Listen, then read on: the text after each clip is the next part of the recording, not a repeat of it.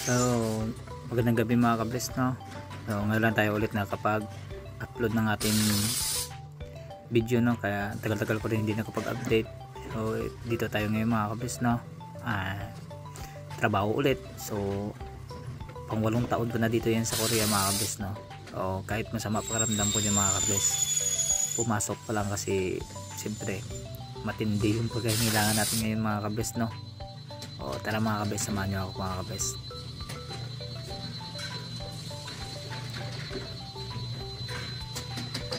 Kaya minsan may buhay ganyan naman yung mga kabless to. Minsan masaya, minsan malungkot. So kaya minsan laban na sa buhay, no? Kahit pagod na yan, no? Stress yung mga kabless, no? So tara. Ano mga kabless, nakaw video nyo, no? Kasi nakakaya din naman sa mga Korimaw ba, mga sa Korimaw. Nakakaya din kasi sa kanila na makita yung cellphone nagbibideo. Kaya minsan tinatago ko lang. Nakaw lang ng video mga kabless, no? Para lang may ma-update lang ako.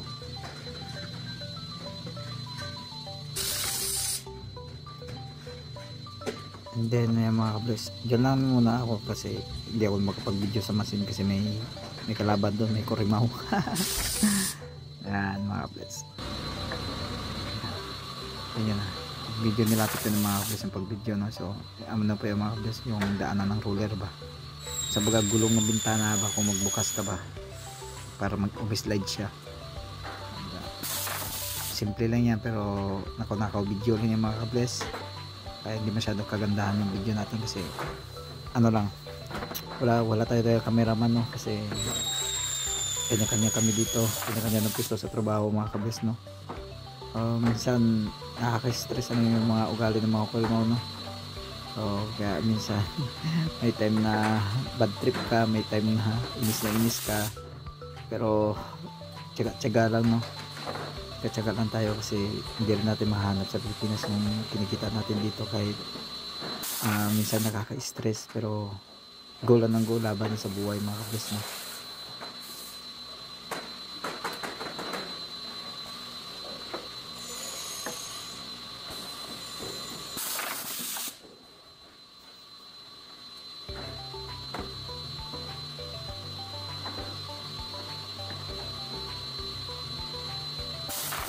So medyo pagod na tayo mga kabless, no? Hindi talaga maganda pakiramdam ko dyan kasi para mabibiyak yung mabibiyak yung ulo ko ba, pero wala naman ako lagnat dyan. Siguro sobrang pag-iisip, sobrang stress siguro dahil sa minsan may problema. So hindi na may iwasan na lagi may problema, hindi nawawala sa buhay. Kasama natin lagi, kambal natin yung mga kabless, no? Ang lang dyan kung paano natin dalhin kasi hindi tayo pwede magkamali sa trabaho, no? Kaya nga kahit sobrang maganda yung pakiramdam pero trabaho pa rin.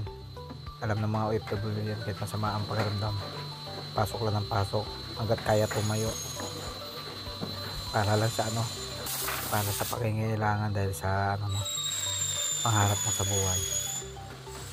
May drama tayo, no? Drama ng buhay kasi.